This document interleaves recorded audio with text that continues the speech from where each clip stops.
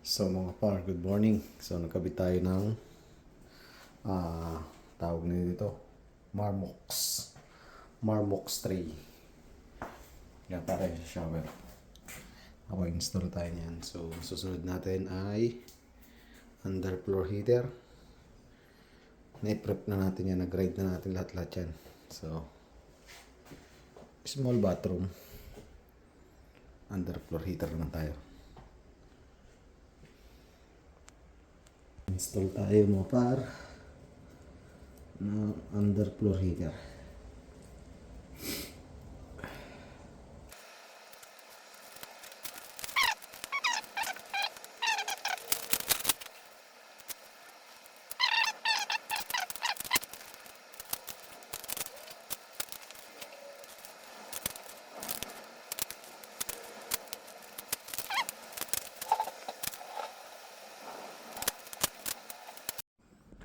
So mga par, tapos na tayo.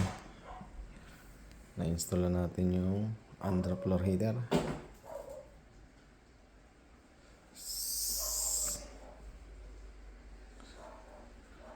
Na-install na natin. So tsaka yung Marmox tray, tsaka yung hub, yung nilagyan na natin yung yung floor drain. So goods na. Next naman ay kailangan na natin siya ng cover.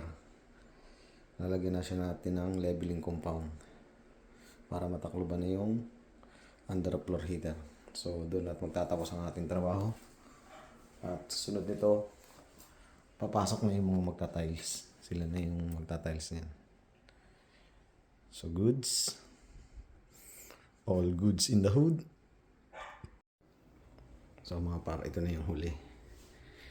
Nilagyan natin na siya ng leveling compound.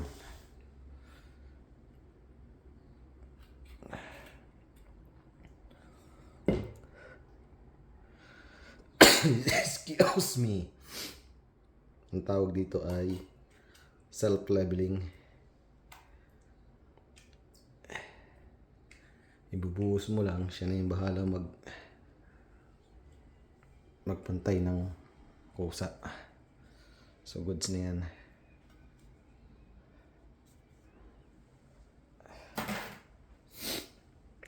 Excuse me.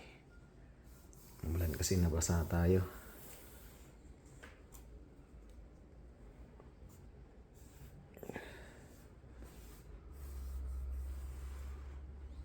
Yan mga par. Yan na yung before and after. So magta-tiles pa naman dyan, hindi pa yan pinakatapos. Pero goods na.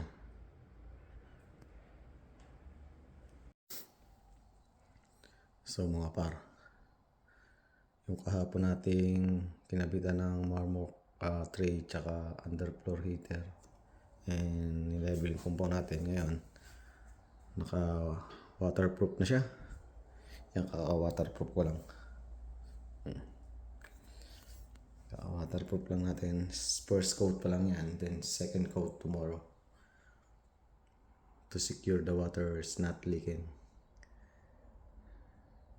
So goods na. Nasunod na and then second coat tomorrow and then tiling na yan. Goods na. See you sa tiling season naman. So mga par, all goods na. Yung ating pinrepair ng una, nagkabit ng marmor tray, underfloor heater, nagleveling compound, waterproof. So ito na siya. Yan na yung finish niya. So kalahati brown, kalahati white. Ayun ang gusto ng design ng owner. Ito yung soft finish.